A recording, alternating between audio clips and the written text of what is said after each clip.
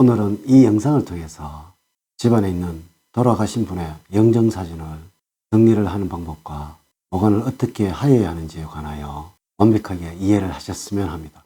마음은 아프고 슬프지만 영정사진을 이렇게 정리를 하여서 그분은 그분대로 이성이 아닌 저성에서 잘 살게 하시고 나도 나름대로 이성에서 그분의 추억을 간직하면서 또한 그분이 못한 것이 있다면 이루어드리면서 살아갈 수 있다면 하늘에 계신 그분도 여러분들이 잘 살고 계시는 모습을 보면서 편안하게 지낼 것이고 여러분 역시 그분을 추억을 하면서 더 열심히 노력을 하고 잘 살아야지 하면서 모범적인 삶을 살아가신다면 최고의 삶이 만들어질 것입니다. 여러분 안녕하세요. 소강 박운호입니다. 이번 시간에는 너무나 많은 댓글에서 가족분 중에서 돌아가신 분의 사진은 어떻게 해야 하는지에 관한 질문이 너무나 많아서 집안에 돌아가신 분의 사진이 있다면 어떻게 보관을 하셔야 하고 그 사진을 정리하려면 어떠한 방법으로 정리를 해야 하는지에 대하여 자세하게 알려드리도록 하겠습니다. 여러분, 가정의 달 5월입니다. 지금 사람이 살아가는 집안의 인테리어와 풍습이 모두가 다 다르듯이 돌아가신 분이 살아가셔야 하는 집과 한 사람 즉 우리가 살아가는 집이 다르다는 것을 아셔야 합니다. 돌아가신 분이 살아가시는 집을 음택이라고 하고 그러면 우리가 살아가는 집은 맞습니다. 양택이라고 한다는 것입니다. 이래서 돌아가신 분의 집과 살아있는 분의 집에 따라서 양택, 음택의 풍수가 다 다르게 구분을 해야 하는 것이고 또한 모두의 형태가 다 다르듯이 사진을 보관하는 방법 또한 다 다르다는 것입니다. 이렇게 생각하시면 될 듯 하네요. 첫 번째로 생전에 즉 살아있는 분의 사진은 사람이 다 모이는 곳에 가족 사진을 걸어두는 것이라서 거실이 되겠지요. 그리고 또한 안방이라고 할 수 있는 부부의 침실에는 부부의 사랑이 담긴 사진을 걸어두는 것이 좋을 것이고 아이들의 방에는 각자의 사진을 걸어두는 것이 좋다는 것입니다. 이래서 모두가 다 함께 모여 있다면 함께 다 볼 수 있는 화목한 집안의 분위기를 만들어 가는 것이고 돌아가신 분의 사진은 그분이 잠들어 계시는 곳에 보관을 하는 것이 가장 좋다는 것입니다. 그래서 납골당에 가면은 유골함 앞에 다 사진이 있는 것입니다. 그것에 보관을 하는 것이 가장 좋지만은 너무나 아쉽고 추억을 간직하고 싶다면은 또한 꼭 보관을 하고 싶다면은 예를 들어서 가족의 수가 6명이 넘어선다면은 결혼의 사진도 있을 것이고 여행을 통해서 추억을 간직한 것도 있을 것이고 이러한 것에서 돌아가신 분의 사진이 있다면은 이 사진은 이렇게 하시면 됩니다. 두 번째로 이 사진은 보이는 곳에 걸어두시지 마시고 내가 따로의 앨범에 보관을 하시든지 아니면 내가 잠을 자거나 자제분들이 잠을 자는 방을 제외하고서 물품을 보관을 하거나 서재나 옷방에 보관을 해놓고 그리울 때 한 번씩 꺼내 보시는 것은 전혀 상관이 없이 최고의 방법이 된다는 것입니다. 만약에 돌아가신 분의 사진을 거실에 걸어 놓는다면 또한 나의 방문 앞에 방 안에 침실에 걸어 두신다면 나의 기운을 뺏어 간다고 하니까 꼭 주의를 하셔야 합니다. 왜냐하면 우리는 살아서 행복의 기운을 받아서 살아야 하는 양의 기운을 받아야 한다는 것입니다. 돌아가신 분은 음택에서 생활을 하시고 있기에 이것은 음의 기운이 되는 것입니다.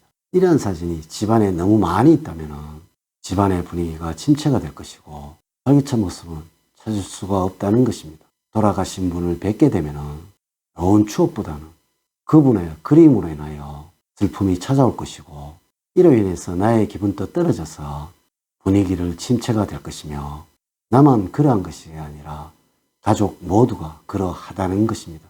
이래서 될 수 있다면 안 보이는 것에 두어야 한다는 것입니다. 가끔 내가 추억이 그리울 때 한 번씩 보면서 혼자만의 대화를 나누면서 그림을 달래는 것이 가장 좋다는 것입니다. 세 번째로 그런데 꼭 이 사진을 간직하고 싶다면 이러한 사진이 있다면 이 사진은 핸드폰에 두는 것이 좋다는 것입니다. 핸드폰은 늘 휴대를 하고 계시잖아요. 스마트폰에 넣어두고 다니는 것은 상관이 없지만 여기에도 주의를 하셔야 하는 것은 절대로 메인 화면에 두어서는 안 됩니다. 스마트폰을 열면 보이는 것에 두면 안 된다는 것입니다. 스마트폰 앨범의 폴더에 넣어서 그리울 때 언제든지 볼 수가 있잖아요. 또한 지갑에 넣어 다니시는 분도 계시던데요.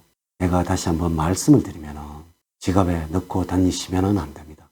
왜냐하면 지갑은 재물을 상징하는 곳이라서 재물운은 항상 빛나고 밝은 곳에 들어오게 되는 것입니다. 또한 좋은 기운인 양의 기운만 있어야 합니다. 이래서 절대로 지갑 안에는 돌아가신 분의 사진을 넣어두시면 안 됩니다.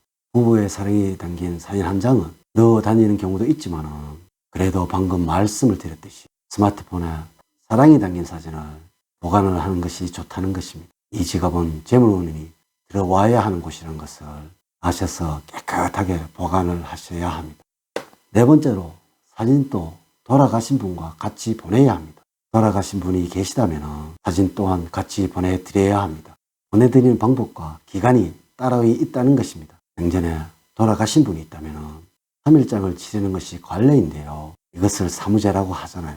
이럴 때 3일째 되는 날 다 같이 정리를 하시든지 일주일에 한 번씩 돌아가신 분의 추억을 생각하시면서 7번을 지내게 되는데 이 49일째 되는 날 그동안에 돌아가신 분의 용품이나 사진이 있다면 다 모아서 49째 되는 날 다 태워서 같이 보내드린다는 것입니다. 49일 안에 태워서 보내드린다는 것은 돌아가신 분이 다 가져가시게 된다는 것입니다. 다섯 번째로 내가 꼭 그분과의 추억을 간직하는 한두 점을 제외하고는 다 버리시면 됩니다. 또한 한참 시간이 흐른 뒤에 그분의 유품이 발견이 되었다면 꼭 사진이 아니더라도 그분의 물건과 용품이라면 그런 것을 다 모아서 맑고 마음에서도 쾌청하고 활기가 넘치는 날에 그리고 비가 오거나 눈이 내리는 날은 꼭 피하셔야 합니다. 모아서 검은 비닐을 준비해서 그 안에 넣어서 오후 2시에서 4시 이전에 쓰레기 봉투에 넣어서 버리시면 됩니다. 가장 유의를 하셔야 하는 것은 환경 오염을 인하여 태우는 것보다는 분리수거나 자선단체에 기부를 하셔도 됩니다.